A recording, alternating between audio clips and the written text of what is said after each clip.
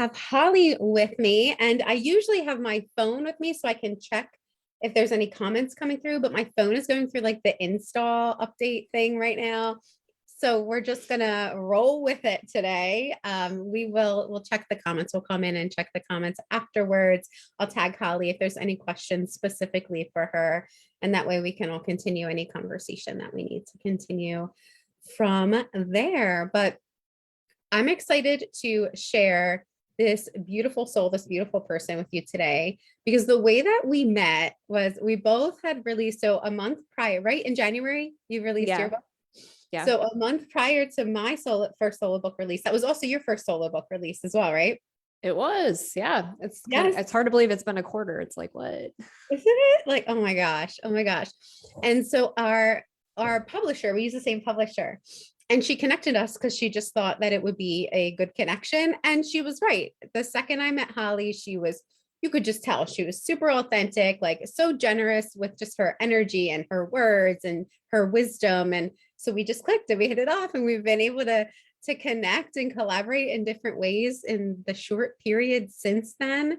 So we are very fortunate to have you here today, Holly. Thank you for being with us. Yeah, thanks for having me. And obviously, I wouldn't be here if there wasn't a good connection on this end. So it's my pleasure to share with your community. Thank you. Thank you. So Holly already knows the rundown of how we do these interviews. And the way that I like to frame them is that this is a growth through adversity interview. The purpose isn't for us to teach at anyone or preach at anyone. It's really for us to come to the table as real, raw human beings that have been through challenges, hardships, traumas, and have learned or grown in some powerful way since that time. And when we share our stories, we actually do deeper healing within ourselves, as well as help others that may be in the same or similar spot right now and are going through something or just need that inspiration in order to help them during this time. And so I want you to know, like, this is real and raw. When you hear me say that, it's real and raw. That's all I do is real and raw. I don't want to speak for you, Holly, but I think that it's the same for you. I was going to say, I'm just like laughing over here. It's funny when I was talking to one of my friends last night about dating, and because like I'll be re-entering that world, sadly, but anyways, and I was like, how do you not get attached to people early on? And she was explaining to me her process, and I'm just sitting there thinking, like, I don't think I could possibly do that. I am an open book, and not to mention because my life is so public. Ultimately, when I do start dating, people are going to know everything about my life because I'm just this open book.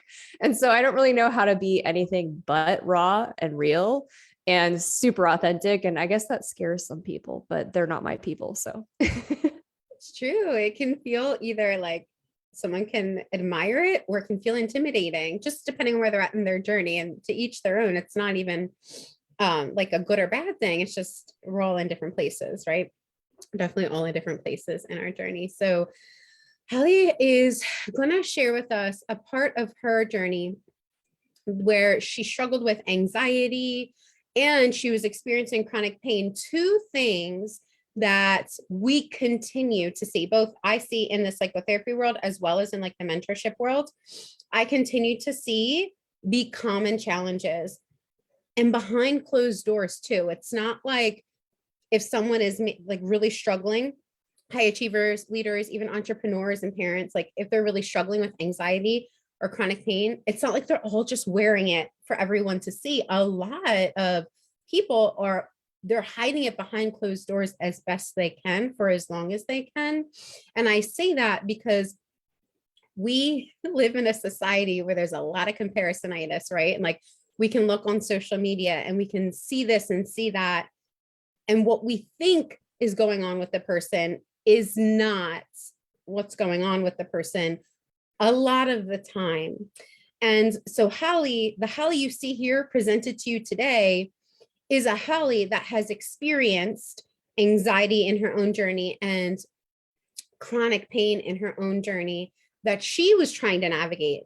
How do I show this? How do I not show this? How do I do this? How do I not do this in her own way? So she's going to share some of that with us today. But before we hop all the way into that, Holly, can you just tell us a little bit about where you're at now? Like what you're up to nowadays, like who you are and what you do in your life and all of that good, juicy stuff. Yeah, well, I'm glad you asked that before we dive into the other stuff, because I think it's really important to see the evolution of the journey.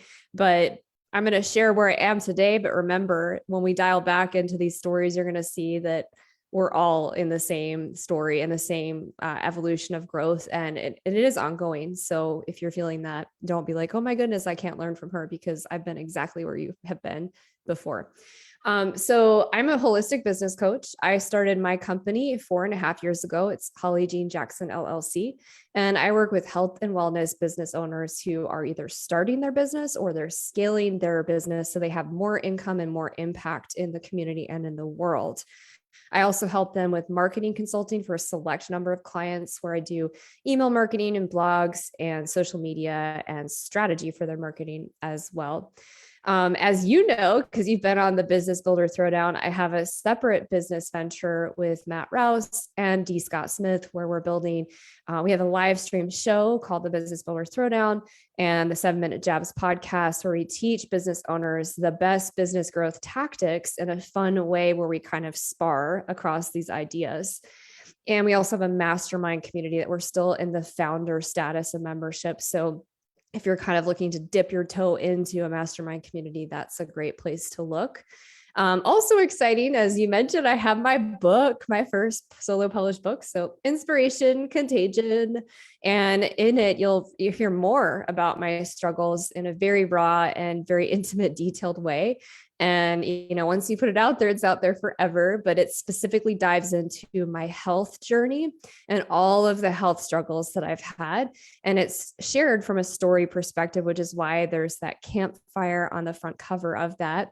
And fingers crossed, I might be doing my first TEDx talk, which is going to be, I know, so exciting, tackling facing fears head on with a fear method that's based on the chapter on chronic pain.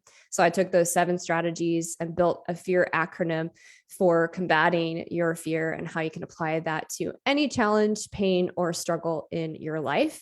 So lots of exciting things happening over here, and I couldn't be happier with where I am in my life today. It's amazing, amazing, beautiful things that you're not doing because you have to, but because you want to. Yeah. I like to tell my clients when they start saying, I have to do this, I'm like, you get to do this because you're building your dream business and your dream life. And so it really is mindset. It's constantly changing your mindset to something that's more expansive and more exciting and more inspiring. And every morning I start my morning with inspiration. I breathe in the mantra of I am inspiration. And it is my goal to inspire at least one person, if not 10 each day. Yeah. I love that. I love that. And yet it's not always been that way. Absolutely not. Yeah, it has. And honestly, the thing that when you were sharing that, I've had pain and anxiety, the reality is that I still deal with those things.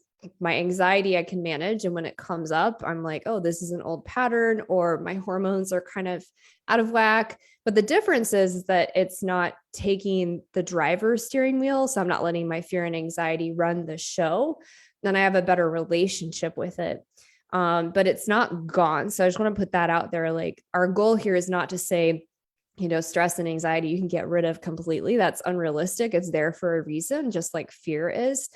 But we can have a better relationship with it so that it doesn't get in the way. And also, if you have certain chronic ailments like I do, I have a couple chronic pain conditions that I have to manage for the rest of my life. So if you're one of those individuals and you have these health challenges, the reality is that you're going to be dealing with pain your whole life. But I want to tell you, it's not going to be chronic forever. And there are methods and tools, and a lot of it's our mindset that will help you navigate that and get it to a sustainable, manageable level. So it's not the focal point of your life. Yeah. And so for folks that are there, which are a lot of people, especially in America, statistically speaking, the majority of adult Americans and teenage Americans struggle with anxiety, and many of them struggle with anxiety in silence. And so when we see challenges with anxiety or even depression, we do often see them coupled with one another or with some chronic pain, because there is that kind of what we call in the therapy world comorbid effect. Or we could see that as like a domino effect, just in like kind of layman's terms, is that certain things affect other things, and our mental and emotional health affect our physical health. So I'm curious for you, Holly, for folks that are there now that just can't really, it's too far of a leap to connect with what you've just shared about, like how, where you're at now, and even how it's been a process to get there. Like, where can we dial back to? Where can we kind of push the rewind button back in VHS days, push the rewind button and rewind back to in your story where you were in the thick of it as well? Yeah. So I think the beginning of our journey where we decide enough is enough, whether it's pain, depression, alcoholism, whatever your struggle is, right? Whatever, if you were having my bear talk, whatever your bear is that you're facing, we all have a pivotal point, a turning point in our life, a wake up call, hitting rock bottom. For me, this was going through a divorce, discovering that my part of that was codependency. And I was in a step study around codependency in a church that I was involved in. And I was really stuck on the part about doing my spiritual inventory. For those of you that have not done the step study, what that means is you have to write out a list of all of the wrongs other people in your life have ever done to you. And if you've experienced a lot of trauma, like I had at a young age, at this point, I was in my early 20s, actually my late 20s. So that was a long list. And it's also, you're writing about how you can forgive them, which is ultimately helping you, not them, but it's freeing up all that energy, as well as all of the wrongs you've ever done to anyone and how you can reconcile with them. So I don't know about you, but if we just pause right there, like that's heavy. That's a lot of work. It's like really overwhelming. And so I kept feeling a lot of resistance around this. And I decided to go backpacking in the woods. And the reason I did this was, I think because of how anxious I was, that I knew I needed to be alone with myself. And I was also afraid of being alone with this. And for those of you that are listening and not watching, like I'm talking about everything that's going on between my two ears, my thinking. And so I was terrified to go on this adventure, but I did it anyways because I needed it to be distraction free and really dig into this process. So I did that, and it really helped me finally get through it. And I was able to get through it on that 3-day trip relatively quickly, because ultimately when we get rid of all the distractions, we are able to do that. But if we go back in time even further, because you're probably wondering, well, she has chronic pain. How did she go backpacking in the woods? Well, while I was married, I was in a really verbally abusive relationship with my husband, and I had lost myself, completely lost my identity. And this is really easy. It happens easily when you're in an abusive relationship, where initially it starts out as loving, and slowly over time, they work their way into your psyche. It's hard to explain unless you've been in it. So I didn't realize I had lost myself, but a very good friend of mine came to me, and we were talking on the phone, and she said, you know, Holly, I love you. Like, you're my best friend. I'll always love you, but I can't be in your life anymore. I can't be your friend because I don't even recognize you anymore. Your whole life is consumed with your pain. She's like, I'm not saying you're making it up, and I pray for you every day. I wish you the best, but I can't be there for you because all I hear about is your pain. And for me, this was initially I was like, well, how dare you? Right. You know, I was angry with her. I was like, who gives you the right to tell me that, you know, that my pain is too consuming? But then I stepped back, and it took me a few days, maybe a few weeks, and I realized she was right. You know, pain became the center of everything. As I was kind of stepping back and listening to what I would talk to friends about, I was consuming everybody's attention. I wasn't asking about them. And all the things I talk about were only about my health and my pain. Mm. And so when your pain becomes your entire focal point and your entire reality, one, it creates tremendous amounts of anxiety because you don't feel safe or secure because you can't even trust your own body. And so basically, this was my wake up call on my pain journey of taking ownership instead of being the victim of the pain condition that I had. And so from there, I think it starts with just admitting that it's a problem and admitting that, hey, like my anxiety is out of control. My pain is out of control. I don't want it to be the center of my life. I want to do something bigger and better and be happy. And I want to connect to people I love and not be the center of attention for the wrong reasons. Mm-hmm. And from there, I just started reaching out to get help. I worked with cognitive behavioral therapists. I started reaching out to find natural remedies for treating my condition, and really just start building my toolkit for dealing with my anxiety, dealing with my pain, and ultimately doing a lot of mindset work to stop making pain the focal point of my life and have other things that I could focus on.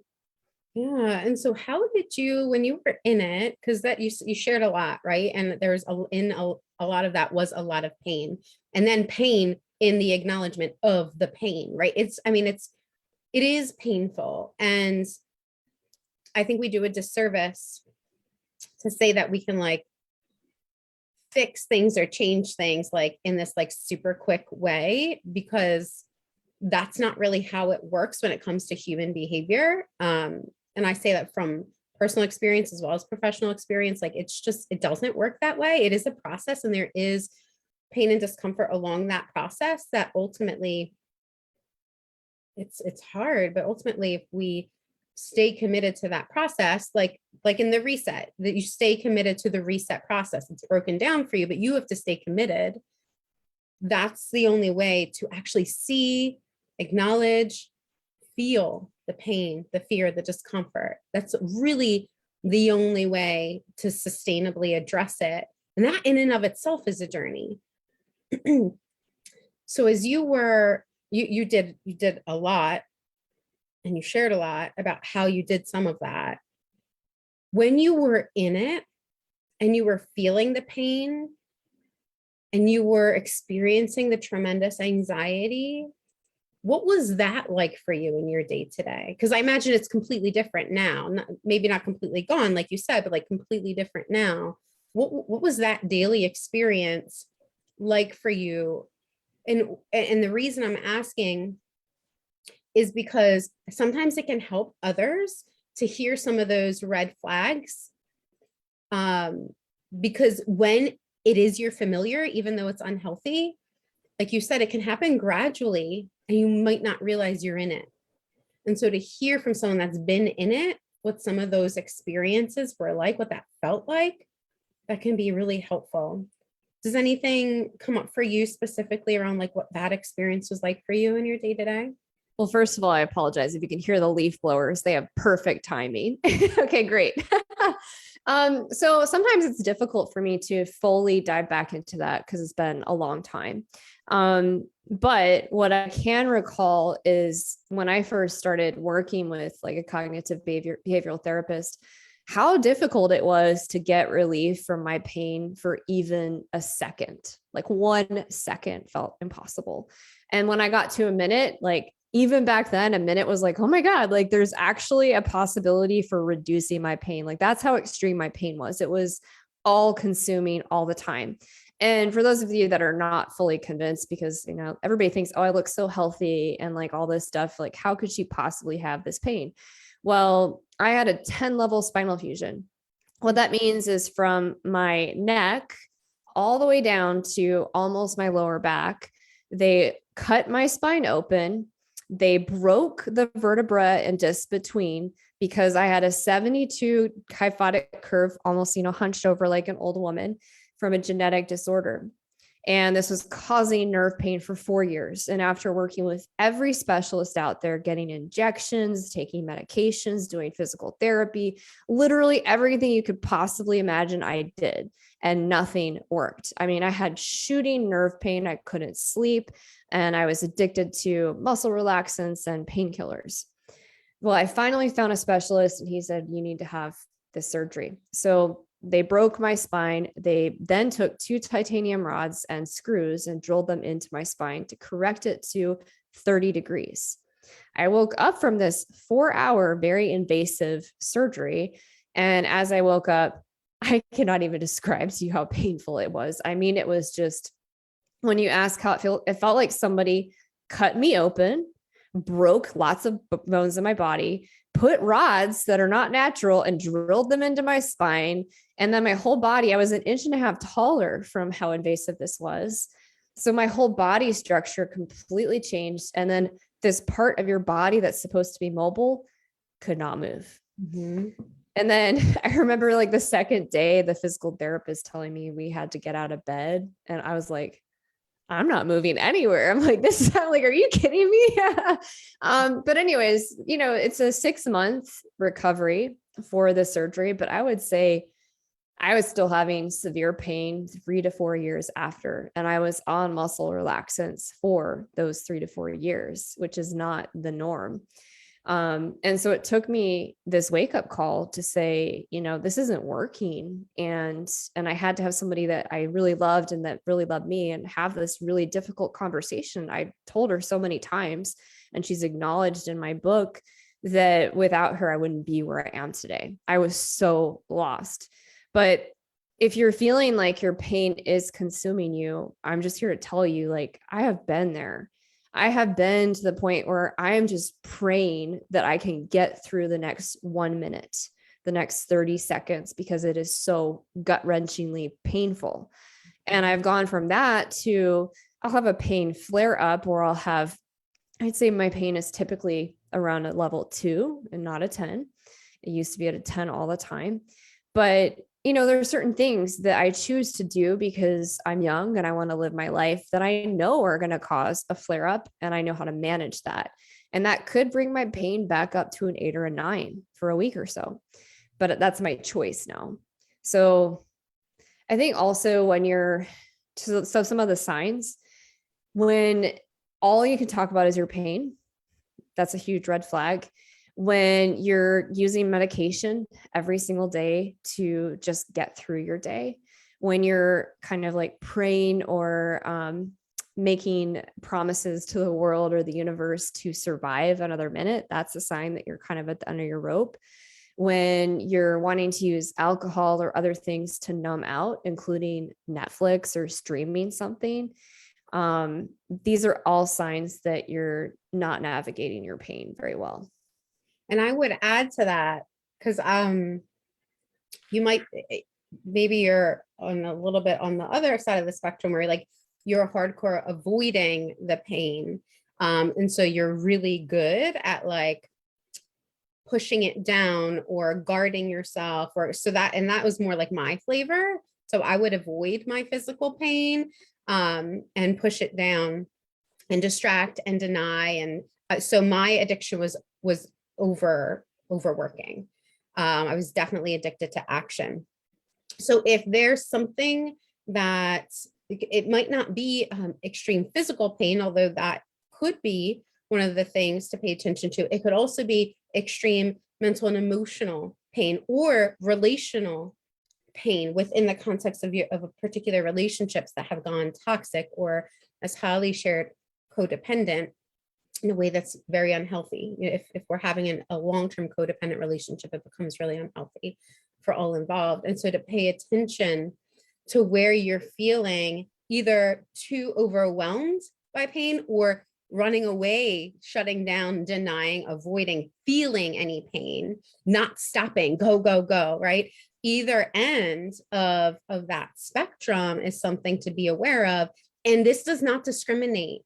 There's not something wrong or broken with you. And I'd love to hear your take on this too, Holly, because Holly was in corporate, like she had worked her way up the ladder. It wasn't, like this doesn't discriminate as far as the off balance reactions in our body, whether it's physical pain, mental and emotional pain, it doesn't discriminate certain people to certain people. It shows up differently in certain people, but it doesn't mean that you are somehow flawed as a human being or not a successful entrepreneur or not a good parent, right? Just because this is something that you're struggling with. It doesn't mean something bad or wrong about you. And I think that's a really important piece for us to remember. If you're an achiever like I was, I did not want to seem vulnerable. I did not want to seem weak. I was not about to admit stress had any negative effect in my life. I got this, right? Like that was very much my attitude. So I don't know how, if you want to share some of what your experience was around that.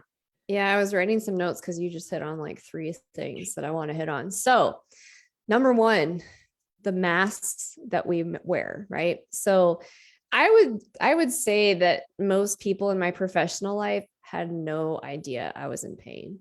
And even to this day, if I'm having a really off day, my clients don't know unless I choose to tell them. And it's not that I'm being inauthentic. It's just I choose not to focus on that.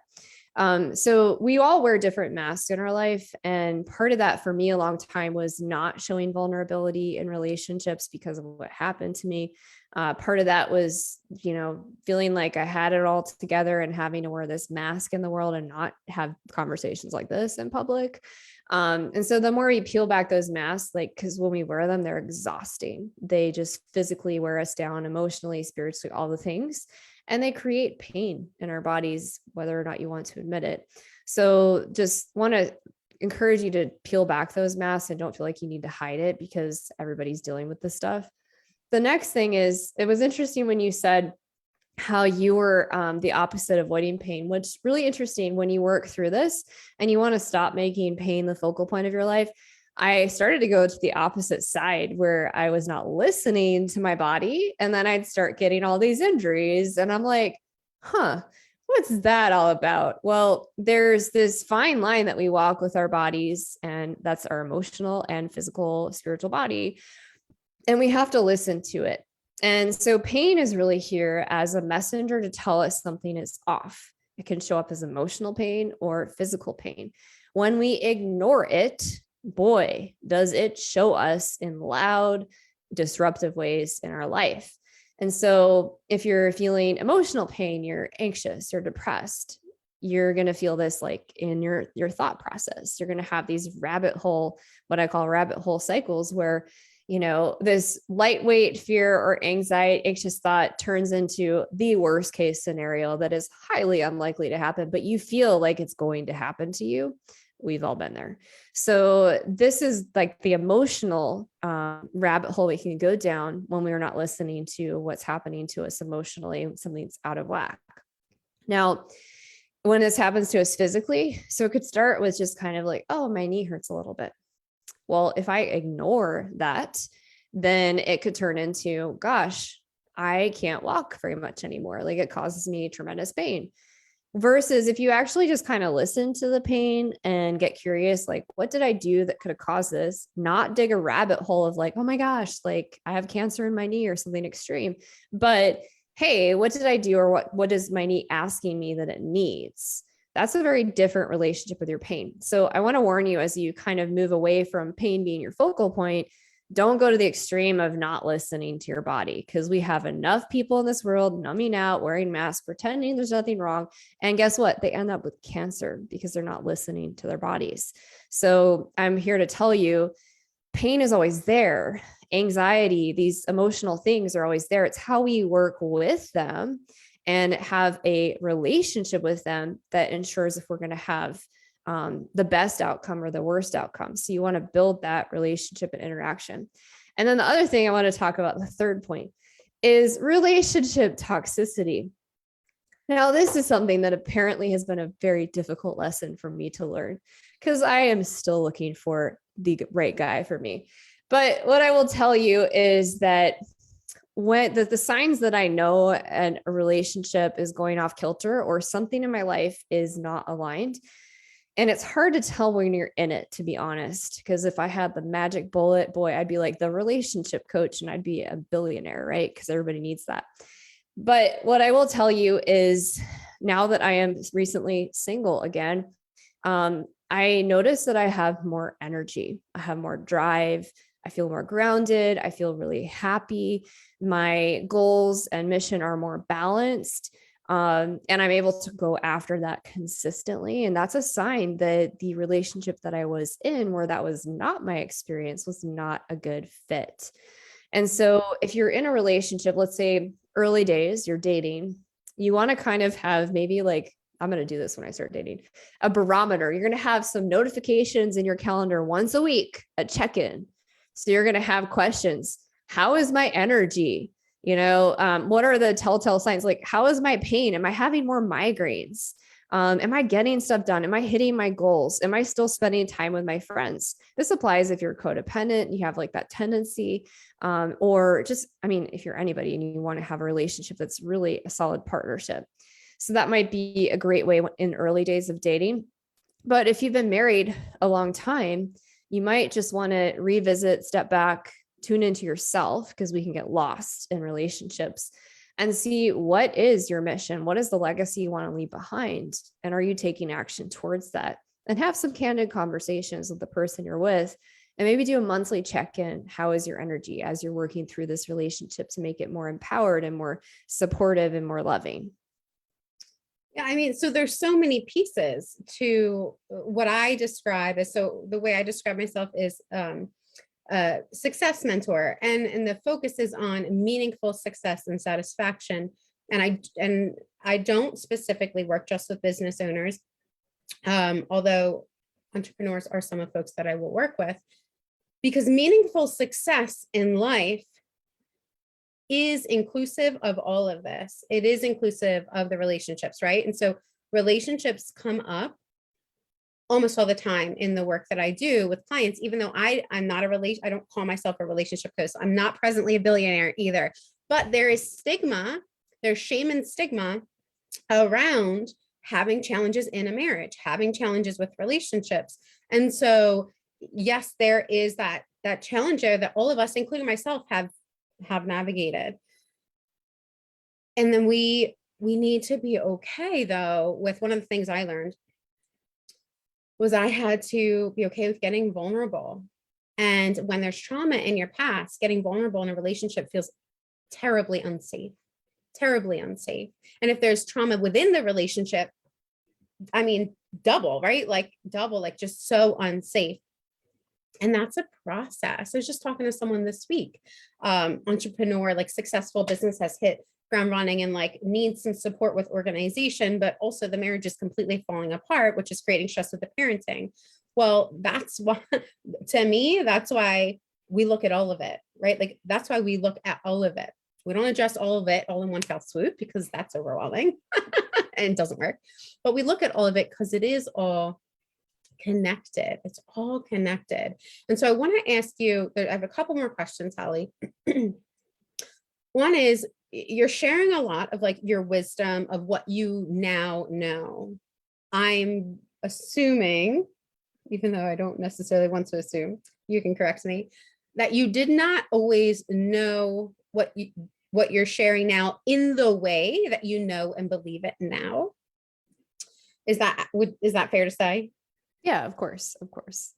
So what was maybe the top one or two things that helped you to move from this place of my pain is overwhelming my life and I am a victim of it, to starting to believe different, to starting to even be open to believing like something different? Like, what would you say is maybe just the top one or two things that helped you to begin open up to that idea? Yeah, I think the first step is acceptance. So when I say you need to accept your pain, I'm not saying you need to accept that it's going to be like this forever.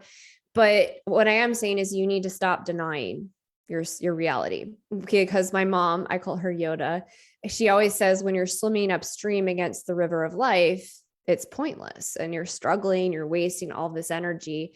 But if you just float down the river, boy, does it open up a lot of possibilities. And so if you stop resisting your reality, meaning, hey, I have this chronic pain condition, I have this problem with anxiety, my marriage is suffering, and you stop pretending it's not an issue, or you stop resisting and wishing it wasn't your reality, that's the starting point. And you can't really change anything until you recognize and accept that, like, this is the reality. And then from there, it's, well, what do I want my new reality to be? But you can't even think about that until you accept that, hey, this is what's happening right now. Just like if somebody in your life passed away recently, the longer that we wish the circumstances could be different, the longer we're in denial, which is incredibly exhausting. It creates a lot of emotional pain, and that manifests as physical pain. So the more we resist something that's real, it's just going to make the pain persist even longer. So it really, the first thing is it starts with accepting, and acceptance opens up the vault of creativity. So there's more opportunity and more ideas. You can start thinking, well, what else? Like, what is possible? What can I build? What can I do to get out of this and create a new reality for myself?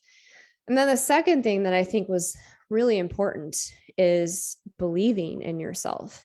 And I won't say that, I mean, I will say I'm still working on this. Like, I believe in myself, but it's still like, there's still some layers of the onion to be peeled back. Like, it's interesting to me, the people around me have so much belief in me that it's kind of crazy to me. I'm like, that's a lot of pressure. And I remember growing up with this thinking, that perfectionist mindset of like, oh, she has to be perfect. And I looked at that, it kind of resentful, like, well, I know I'm not perfect. I'm just like you. I'm human. I need help and support and community. And it was difficult for me to ask for that. But what I did initially was I borrowed the belief others had in me to start building my own belief in myself. I was like, well, they're not crazy. They're a pretty cool person. I look up to them. They're a good friend, my mom, et cetera. And they have unshakable faith in me. So I must be doing something right. And so I started borrowing on their faith. And as I continue this journey and using my curiosity and trying things, I'm starting to have tiny successes and celebrating those. It started to build that muscle of belief in myself. And it's just this very long journey of doing that that's still ongoing today. Yeah. And it really is an ongoing journey, right? I mean, it's not something, I like to say that we often like get into like self-development because we want to like fix it. We want to make it better. And then once you really get into it, if you're really showing up for it, then you start to realize it's never ending. It's always evolving. There's always an opportunity to learn and grow in some way that's of meaning, to each and every one of us. And so was there something specific that helped you to practice acceptance? Because acceptance is a big word, and I agree it's so important. But when it comes to practical application, I think it's easy to get fuzzy around that. What was there something that comes to mind for you that helped you to practice acceptance with where you were at a little bit more? Yeah, I think one of the questions and mantras that helped me was if it's something I can't change, I need to accept it. There's no point in fighting to get something I cannot change. I have a degenerative disc disease and I have stuff I have to deal with my back. I cannot change that. Like, that is my reality. So what is the point in me trying to resist that or fight that flow of the river of life? Like, that is pointless. And they have that saying, in Celebrate Recovery and step studies of, God grant me the wisdom to change the things I can't, or the courage to change the things that I can, and the wisdom to accept the things that I cannot change. And so if it's something you can't change, accept it and build your new reality of dealing with it to be expansive using your curiosity muscle. But if you can't change it, accept it. Now, this is not to say if you did something wrong and you feel bad about it, that's something that you can't change the past, but you can change the outcome of that. You can have a conversation and say, gosh, I'm so sorry. I reflected on my actions yesterday, and I want to apologize and ask you what I can do to make this right. So accept the things you can't change, which means everything in the past, your current reality, all these things you cannot change. But if there are things you can change, then take action on that. action that's going to get you closer to where you want to be in the future. Thank you for sharing all of that. Is there anything that you want someone who's in this middle ground that is like, okay, I've done some work around my anxiety or around chronic pain or around the challenge that I'm experiencing right now in my life. I've done some work, I've made some progress, but I'm maybe feeling like I'm stalled out a little bit, or maybe even a little bit exhausted from doing the work. Is there any last bits of your own experience that you would like to share with those folks? Yeah, well, I think the first thing, this is one of my favorite things to quote. I don't know if you guys have seen the movie What About Bob? If you have not, it's a lovely, hilarious movie and you'll relate to it. But he's got like a lot of anxiety issues, and he works with a psychotherapist in this show, and it's a comedy. But one of my favorite things to quote there is, Bob has, his therapist says, baby steps.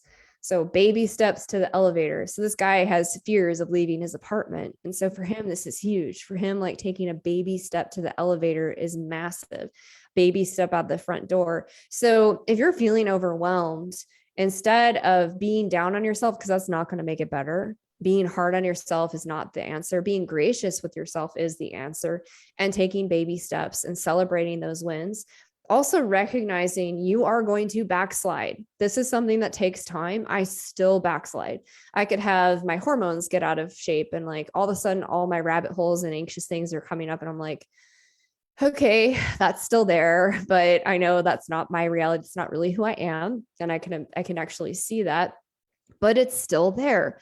Or I'll have some sort of new health thing that shows up and it triggers me. It triggers my anxiety and I start to spiral. But I have the tools and the people in my life to get me out of that spiral. So recognize your progress and celebrate it, no matter how small it is. Have people and tools there when you backslide to get back on track. Be nice to yourself when you backslide, because it is a part of the process. I have backslidden so many times. I cannot even count how many times, but my growth is bigger than those backslides, and you just want to track that.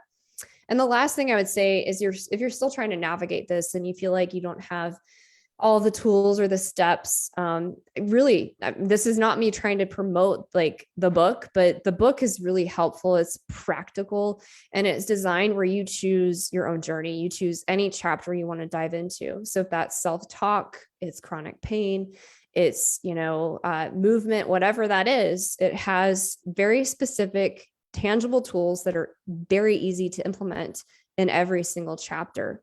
And it has personal stories so that you're not alone. Like you'll see how I've been there and I'm kind of walking there with you on this journey to improve your health. So you want a copy of the book, Inspiration Contagion, Health Secrets for Raving Success. It's on Amazon in paperback and Kindle.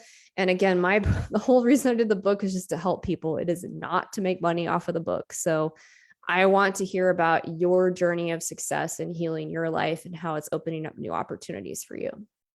It's beautiful.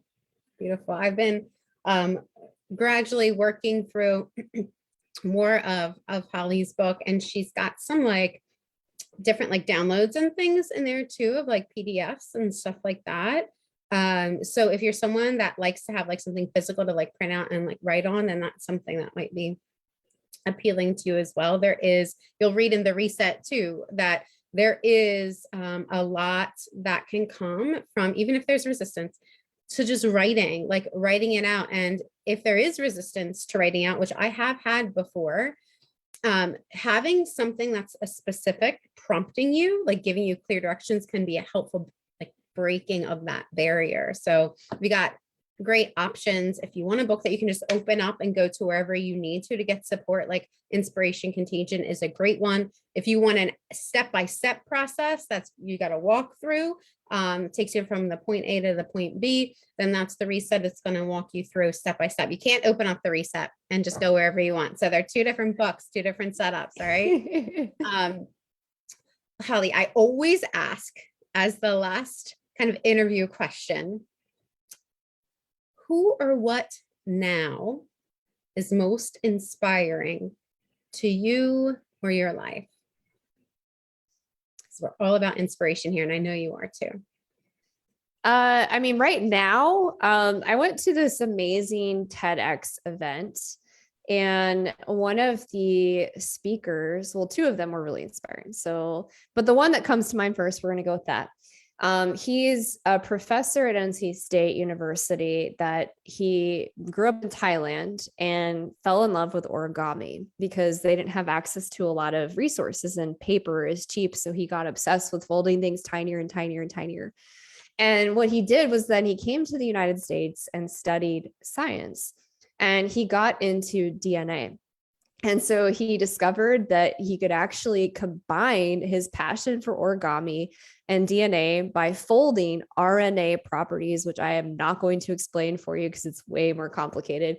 But he broke it down in this talk and was talking about in combining his spark and his passion from childhood with his adulthood passion for science. They're actually on the verge of building a new formula for anticoagulants that are much less dangerous. They are actually 3 years out from human clinical trials, but there's also properties and applications for curing cancer. And even I was asking him, I said, would this work for endometriosis, which I have as one of my chronic pain conditions? And there's not a lot of science out there. And so I find that really inspiring. He's part of 3 different startups. The research they're doing with students at NC State is incredibly inspiring. And like, even if my idea of like, hey, would this work for this other disease? Kind of cool that I could be part of that new spark for him. But meeting people like this is just inspiring. And I would say his name, but I would butcher it because it's a very long name and he's incredibly smart. And I'm having coffee with him in the next couple of weeks to talk more. Oh, that is awesome. Oh, I love that. That's a great story. Inspiration is so important. Inspiration is more powerful than motivation, and motivation is the talk of the town, mainstream. But I'm telling you, you'll get walk through motivation in there because that's where a lot of people start. But once you realize how powerful inspiration is, it's like you don't want to look back. So inspiration is definitely the thing. And I love that you're able to like pull something from that's so recent and share that's been so inspiring for you, and then also be able to connect with the person after. I know you're great at connecting, so I should. Well, and since you just said inspiration is so important, the book talks about inspiration, but it has a whole chapter on inspiration applied and very tangible ways that you can actually apply inspiration to anything in your life and figure out what that means for you. And I really do believe inspiration is the fuel and the energy source for all of the big things we end up doing in this life. I agree. Can you, Holly, show us your book one more time so we can get a good look at it? And then tell folks where they can find you if they'd like to further connect. Sure. So this is Inspiration Contagion, Health Secrets for Raving Success. You can find that on Amazon. And to find me, you can go to hollyjeanjackson.com, or you can look for Holly Jackson on LinkedIn, or send me an email at holly@hollyjeanjackson.com. Awesome. Thank you so much, Holly. As always, it's such a pleasure to just have a conversation with you and be here in this space and energy with you. So I really appreciate it. And I know that your time is precious, as is all of ours. So thank you for sharing it with us. Any last comments or contributions that you would like to share? Literally, I love to hear everybody's journey. So feel free to connect with me on LinkedIn. Let me know what you're working on and keep me posted on how it's going. If there is something I can help with, let me know. But I'm also curious to hear what questions and comments we had. So you'll have to tag me on those. Yes, perfect. If there are any comments, questions, contributions to our conversation, please go ahead and put them in the comments below in the Facebook community. I will definitely be keeping an eye on that. I'll tag Holly in. Holly's also in the group. So you're welcome to ask her questions in the group as well. We both want to be able to continue these kinds of conversations because we know how important they are. Oh, and one last thing. The other way you can find me is by going to businessbuilderninja.com or businessbuilderthrowdown.com. And our community is about ninjas, and we share ninja tips for growth. And Toni's been on the show. So season 3, watch out. Dr. Toni's in 2 of our episodes sharing ninja tips. It was a lot of fun. All right, everyone. Thank you for being with us. Have a good day.